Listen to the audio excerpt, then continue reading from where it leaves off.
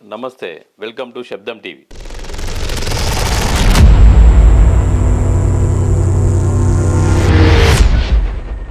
రాష్ట్రంలో గత కొద్ది నెలలుగా రాజకీయ పార్టీలు నానా యాగి చేస్తున్నాయి. ప్రజలను గందరగోళ పరిస్థితుల్లోకి నెడుతున్నాయి. బీఆర్ఎస్ చేస్తున్న ఆరోపణలు, బీఆర్ఎస్ బీసీ జనోద్ధరణ అంటూ మళ్ళీ ప్రజల్లోకి వస్తున్న కల్వకుంట్ల కవిత, కాంగ్రెస్ అవలంబిస్తున్న ద్వంద్వ నీతి, పథకాల ఆలస్యము, వీటన్నింటిపై ఎవరి స్టాండ్ వారిదే. బీజేపీది ఒక స్టాండు, బీఆర్ఎస్ది ఒక స్టాండు, కాంగ్రెస్ చెప్తున్నది ఏంటి, బీఆర్ఎస్ చెప్తున్నది ఏంటి? ప్రజల్లోకి మళ్ళీ తిరిగి ఎంట్రీ ఇచ్చి బీఆర్ఎస్ రాష్ట్రంలో పాగా వేయడానికి కోసము తీవ్ర ప్రయత్నం చేస్తుంది. బీఆర్ఎస్ ప్రతిపక్షంలోకి చేరినప్పటి నుంచి ఒక్కసారి కూడా కేసీఆర్ అసెంబ్లీకి రాకపోవడం ఇదో గమనార్హం. అసెంబ్లీని గౌరవించకపోవడమా, రాష్ట్ర ప్రజలను గౌరవించకపోవడమా, రాష్ట్ర ప్రజలు ఇచ్చిన తీర్పును గౌరవించకపోవడమా, ఇది ఏ రకంగా అర్థం చేసుకోవాలో వారికే తెలియాలి. 10 ఏళ్ళు కాదు కదా, ఉద్యమం సమయం నుంచి ఇప్పటి వరకు బీఆర్ఎస్ అవలంబించిన తీరుతెన్నులు ఒకసారి పరిశీలిస్తే బీఆర్ఎస్ స్టాండ్ అంతా ఆ సామాజిక వర్గంకు ప్రాధాన్యత ఇవ్వడమే, ఆ సామాజిక వర్గాన్ని పిల్లర్లుగా చేసుకొని తెలంగాణలో ప్రభుత్వం ఏర్పాటుకు కానీ ఇంకా మిగతా అంశాలకు కానీ ప్రాధాన్యత ఇస్తూ వచ్చింది. ఇప్పుడు నేరుగా బీసీలను ఉద్ధరిస్తా అంటూ కల్వకుంట్ల కవిత మళ్ళీ ప్రజల్లోకి రావడానికి ముందడుగు వేశారు. అదే చెప్తుంది, బీసీలకి అనేక అంశాలు బీసీల్లో వెనుకబడ్డారని. ఉద్యమ కాలం నుంచి మొన్నటి వరకు 10 ఏళ్ల పరిపాలన, ఉద్యమ కాలము, వీటన్నిటిని ఒకసారి క్రోడీకరించి మనం పరిశీలించినట్లయితే బీసీలకు ఎక్కడ న్యాయం జరిగింది? కల్వకుంట్ల కుటుంబం బీసీలకు ఎక్కడ న్యాయం చేసింది? ఎంతోమంది బీసీ నేతలను తొక్కింది. ముఖ్యంగా మనం కల్వకుంట్ల కవిత ఎపిసోడ్ తీసుకున్నట్లయితే ఆమె మళ్ళీ ప్రజల్లోకి రావడానికి ఒక అంశం కావాలి. ఆమెకు ఏం కావాలి? ఆశపోతులైన బీసీ లీడర్లను ఎరవేసి మళ్ళీ పాగా వేసి ఇదంతా ఆమె చేసిన యాగి అంతా మర్చిపోవడానికి, ఇదంతా ఈ ఆమె మళ్ళీ ప్రజల్లోకి కడిగిన ముత్యంలాగా నేను రావాలి అనుకున్నప్పుడు ఈ బీసీ కార్డు ఒకటే. 3% ఉన్న ఆమె సామాజిక వర్గం ఎక్కడికి కుదరదు. 3% ఉన్న ఆమె సామాజిక వర్గము కీలకంగా వ్యవహరిస్తుంది ఆమెను మళ్ళీ ప్రజల్లోకి తీసుకురావడం కోసం. ఈ 80% ఉన్న బహుజనులలోకి మళ్ళీ ఆమె అనేకమైన అంశాలు తీసుకొచ్చి కాంగ్రెస్ ప్రభుత్వం కానీ మిగతా బీజేపీ కానీ పై విమర్శలు చేస్తూ ప్రజల్లోకి రావడం కోసం ప్రయత్నమే తప్ప కానీ కల్వకుంట్ల కవిత బీసీలకు చేసిన మేలైతే ఏదైతే ఉందంటో అది శూన్యం. ఎందుకు అంటే ఒక్కసారి మనం కల్వకుంట్ల కవిత ఎపిసోడ్ను పరిశీలించినట్లయితే బతుకమ్మ పేరుతో ఆమె రాష్ట్రంలో కాదు ప్రపంచవ్యాప్త ఖండాంతరాల్లో కూడా ఒక ఖ్యాతి సంపాదించుకోవాలనే ఆలోచనతోనే బతుకమ్మను ముందుకు తీసుకొచ్చింది. బతుకమ్మ ఈ క్రమంలో బహుజనుల బతుకమ్మని విమలకు తీసుకొచ్చింది. సంధ్య, వీళ్ళందరూ బహుజనులు, బీసీలు, మహిళా లీడర్లందరూ వాళ్ళ ప్రయత్నం చేస్తే ఆ ప్రయత్నాలన్నింటికి అడ్డుపడ్డది ఎవరు? వాళ్ళని అణగదొక్కింది ఎవరు? కవిత కాదా? ఆమె బతుకమ్మ ఖ్యాతిని ఖండాంతరాలు దాటించిన మాట ఏమో కానీ అపఖ్యాతిని మాత్రం ప్రపంచం చేరింది. అపఖ్యాతి మాత్రము ప్రపంచం దాటించింది. ఆమె ఒక తెలంగాణ మహిళ మొదటిసారిగా తిహార్ జైల్లో అడుగుపెట్టిందనంటే ఇది ఆరోపణలా, ఏది మనకు నిజమా కాదా అనేది సెకండరీ. ఆ ఆరోపణలు రావడము, అది రాజకీయ కక్ష అనడము. ఒక్కటి చెప్పగలుగుతాం మనం, ఆమె గత 10 ఏళ్ల క్రితం ఒక కిరాయి ఇంట్లో ఉండి, ఈ ఇల్లు కూడా నాది కిరాయేనండి, నేను చాలా ట్రాన్స్పరెంట్గా ఉంటుంది నా వ్యవహారం అని చెప్పేసి ఒక ఛానల్లో ఇంటర్వ్యూ ఇచ్చింది. 10 ఏళ్ళు తిరిగి గడిచేసరికి 10 ఏళ్ళు గడిచేసరికి ఏం జరిగింది? ఎంత సంపాదించారు? ఎన్ని అపవాదులు మూటగట్టుకున్నారు? ఎంత దుర్భరమైన స్థితిలోకి తెలంగాణ నెట్టారు? ఇదందరికీ జనాలకు తెలుసు. కానీ ఇందులో మీడియా పాత్ర కూడా ఉంది. ఒక్కొక్క పార్టీకి ఒక్కొక్క ఛానల్ ఒక్కొక్క పార్టీని మోస్తూ రాష్ట్ర ప్రజలను గందరగోళంలోకి నెట్టింది. ముఖ్యంగా బీసీలను మాత్రము అసలు ఏమీ తోచకుండా, ఎటు ఆలోచించలేని పరిస్థితికి తీసుకొచ్చింది. ఇందులో మీడియా పాత్ర కూడా చాలా ఉంది. ఒక ఛానల్కి ఒక మీడియా, ఒక పార్టీకి ఒక మీడియా ఉంటే పొద్దుందాక దాన్ని వాళ్ళ పార్టీ చేసిన కార్యక్రమాలను ప్రజల్లోకి జొప్పించడం, తప్పులను కప్పించడం, ఇది ఎంత దుర్మార్గమైన వ్యవహారం ఇది. సోషల్ మీడియా పుణ్యమాని వీళ్ళంతా ఈ ఎపిసోడు ఏది బీఆర్ఎస్ కానీ కల్వకుంట్ల కవిత కానీ ఇదంతా చేసిన యాగి ఎంత దుర్మార్గమైన వ్యవహారం అంతా బయటకు వచ్చింది తప్ప కానీ, ఒకవేళ సోషల్ మీడియా లేకపోతే మనం ఈ మీడియా మీదనే రాష్ట్ర ప్రజలు ఆధారపడి ఉంటే ఈ ఎంత ఉంటుండే అంటే రాష్ట్రం ఇంకా చాలా దౌర్భాగ్యమైన పరిస్థితుల్లోకి నెట్టబడుతుండే. ఇదంతా సోషల్ మీడియా పుణ్యమే. అయినా కూడా Kalvakuntla Kavitha BC card, BC మహిళలు, బీసీ అని ఒక నినాదం ఎంచుకుంది కదా, వాళ్ళ ఎపిసోడ్ అంతా ఒకటే. రాష్ట్రంలో ఉన్న ఆమె సామాజిక వర్గంలో ఉన్న మెయిన్ పిల్లర్లను, ఎవరైతే 10 మందిని శాసించగలరు, ఎవరైతే 10 మందిని పోగేయగలరు, ఎవరైతే ఆయన మాట చెల్లుబాటు ఉన్నదో వాళ్ళ సామాజిక వర్గం చెందిన వ్యక్తులను పిల్లర్లుగా చేసుకొని ప్రతి నియోజకవర్గంలో ఇది ఇది తెర వెనుక నడుస్తున్న వ్యవహారం. ఆమె సామాజిక వర్గానికి ఇచ్చినంత ప్రియారిటీ ఏ బీసీ కానీ, ఎస్సీ కానీ, ఎస్టీ కానీ ఎవరికి ఇవ్వరు. వాళ్ళు తెర వెనుక పనిచేస్తారు. తెర వెనుక పనిచేసి ఈ ఆశపోతులైన బీసీల లీడర్లందరినీ, ఈ ఆశపోతులైన బహుజన లీడర్లందరినీ ఎరవేసి లాగుతారు. లాగి అప్పటికి ఏం చేస్తారంటే తెర వెనుక నడిపించేసి రాజకీయ ప్రయోజనం పొందడం కోసం మొదటి నుండి చేస్తున్న ఎత్తుగడే ఇప్పుడు మళ్ళీ అదే పద్ధతిన కల్వకుంట్ల కవిత ఏం చేస్తుంది, కాంగ్రెస్ మీద కానీ లేకపోతే కాంగ్రెస్ మీద విమర్శలు ఎన్నెన్ని చేసుకొని, కాంగ్రెస్ పెద్దగా సత్యపూస పార్టీ ఏం కాదు, అది దౌర్భాగ్యమైన పార్టీ. గత్యంతరం లేక కాంగ్రెస్ కంటగడితే దాన్ని మళ్ళీ బీసీలకు అన్యాయం జరుగుతుందని చెప్పేసి, అమ్మ బీసీలు అంటే ఏం చేసినావు నువ్వు బతుకమ్మ విషయంలో? విమలక్క పరిస్థితి ఏంది? ఎన్ని కేసులు పెట్టిండు? ఎంత దౌర్భాగ్యమైన పరిస్థితి ఉన్నది? నువ్వు ఎన్ని విమర్శలు ఎదుర్కొన్నావు? 1000 కోట్ల విమర్శలు ఎదుర్కొన్నావు, 1000 కోట్ల స్కామ్లో ఇరుక్కున్నావు అమ్మ నువ్వు మళ్ళీ వచ్చి బీసీలను నీ పర్మిషన్ లేకుండా బతుకమ్మ ఆడకూడదా? బీసీ మహిళలు నువ్వు ఆడిన బతుకమ్మ ఎక్కడ ఆడినావమ్మా? కేవలము నీ సామాజిక వర్గం నిర్మించిన స్టేజీల మీద నువ్వు ఆడినాం. ఎక్కడక్కడ బీసీ మహిళ లేదు, ఎస్సీ మహిళ లేదు, ఎస్టీ మహిళ లేదు. ఎందుకు ఈ దౌర్భాగ్యమైన పరిస్థితి? 10 ఏళ్లలో నువ్వు చేసిన రచ్చ అంతా ఇంత కాదు. తెలంగాణ రాష్ట్రంలో నీకు రోప్ కాన్వాయ్లు, పూలు జల్లడం, ఎవరుంటారు అక్కడ? పూలు జల్లేది మేము, పూలు జల్లేది బీసీలు. నీ నీ నీ నీ జన సమీకరణకు పోగయ్యేది మా దగ్గర ఉన్న ఏంటంటే ఆర్థికంగా, సామాజికంగా, రాజకీయంగా వెనుకబడిన తరగతులకు నీ డబ్బులు ఎరవేస్తూ ఇన్ని రోజుల దాకా రాష్ట్రంలో నువ్వు నడిపించిన యాగి అందరికీ తెలిసిపోయింది. ఒక్క మహిళ ఖండాంతరం దాటి ఇతర దేశాల్లో బతుకమ్మ ఆడాలంటే తొక్కిపట్టి చూసినా బతుకమ్మ ఆడాలంటే నేనే, బతుకమ్మ పేరువాలంటే నేనే, నీ చూపుడు వేలుతో రాష్ట్రాన్ని శాసించినాం. ఇది బీసీ జనోద్ధరణ ఎట్లయితుంది? ఇది బహుజనుల జనోద్ధరణ ఎట్లయితుంది? కాదు కదా. ఒక టీవీ ఇంటర్వ్యూలో ఏం చెప్పావమ్మా? 25 లక్షల వాచ్ పెట్టుకున్నామని ఒక యాంకర్ అడిగితే కష్టపడాలి, చెమటోడ్చాలి, ఆ కష్టపడిన తీరు నువ్వు ఎక్కడైనా చెప్పావమ్మా? అదే చెప్పు బీసీలకు. నువ్వు ఎక్కడ కష్టపడ్డావు? 25 లక్షల వాచి కిరాయి ఇంట్లో నుంచి నువ్వు ఈ 300 కోట్ల ఇల్లు కానీ, 1000 కోట్ల డబ్బు కానీ, ఇదంతా కానీ ఎక్కడి నుంచి వచ్చిందో ఆ కష్టం ఏదో చెప్పు. బీసీ మహిళలకు చెప్పు, వాళ్ళు కష్టపడతారు అట్లనే.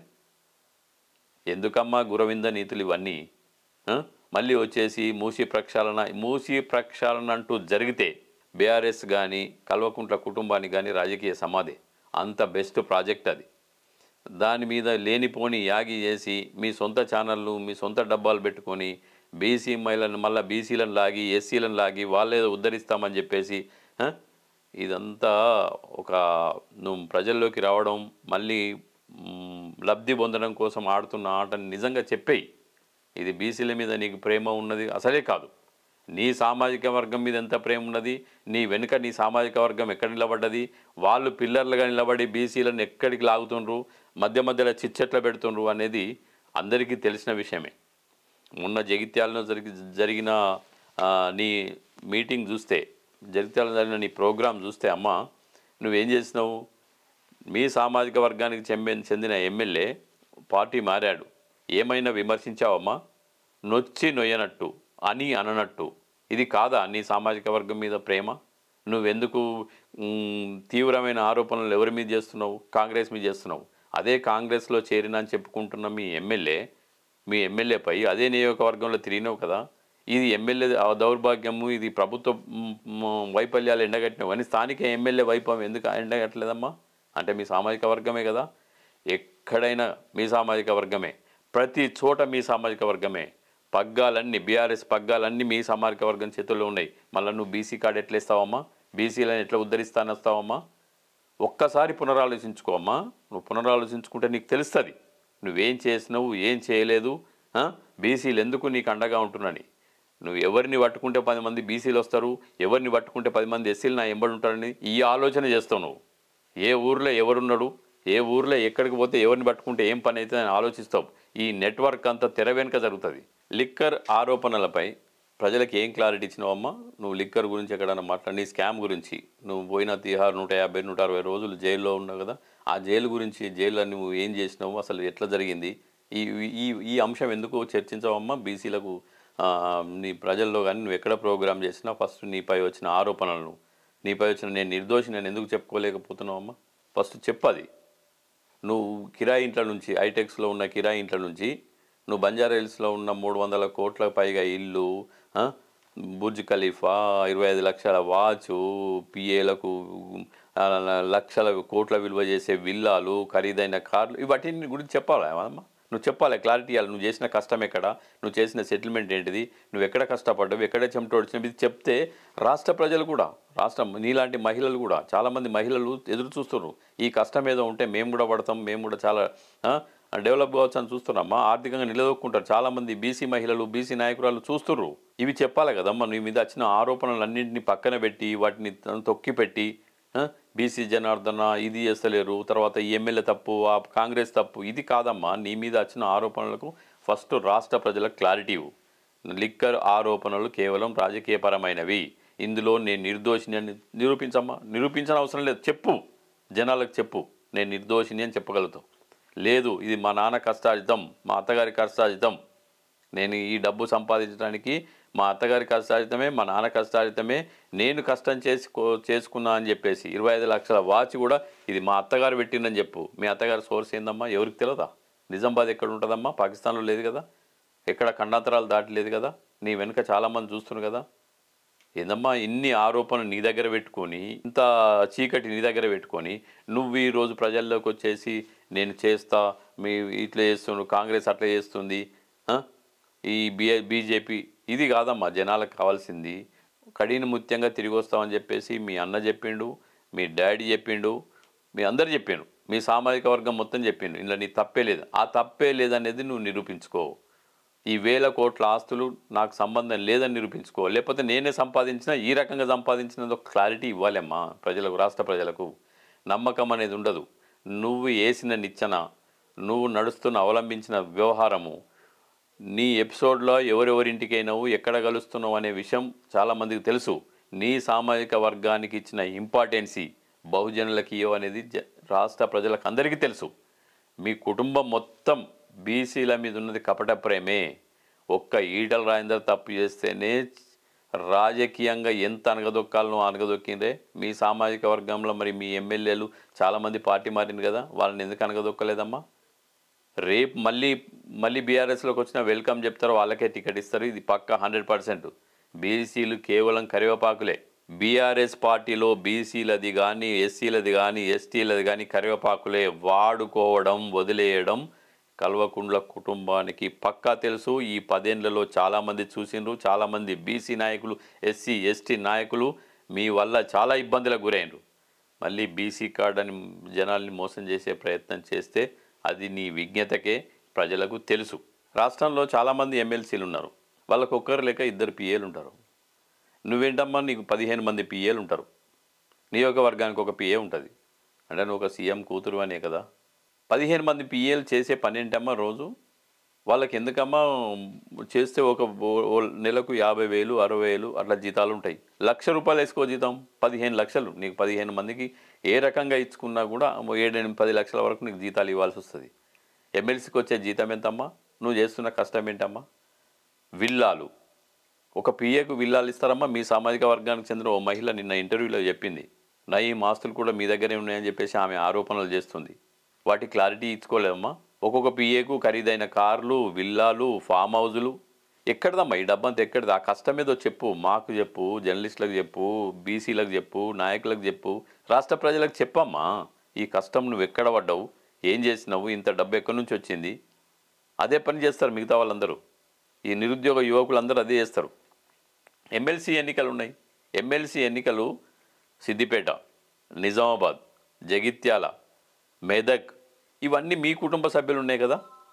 పట్టభద్రుల ఎమ్మెల్సీకి మీరు ఎందుకు సుముఖత చూపట్లేదు? మీకు ఎందుకు క్యాండిడేట్ లేకుండా పోయిండు? ఒకరో ఇద్దరో క్యాండిడేట్లు అక్కడక్కడ చూస్తున్నారు తప్ప, కానీ ఎమ్మెల్సీ ఎన్నికల మీద మీరు ఎందుకు ఫోకస్ చేయలేకపోయినారు?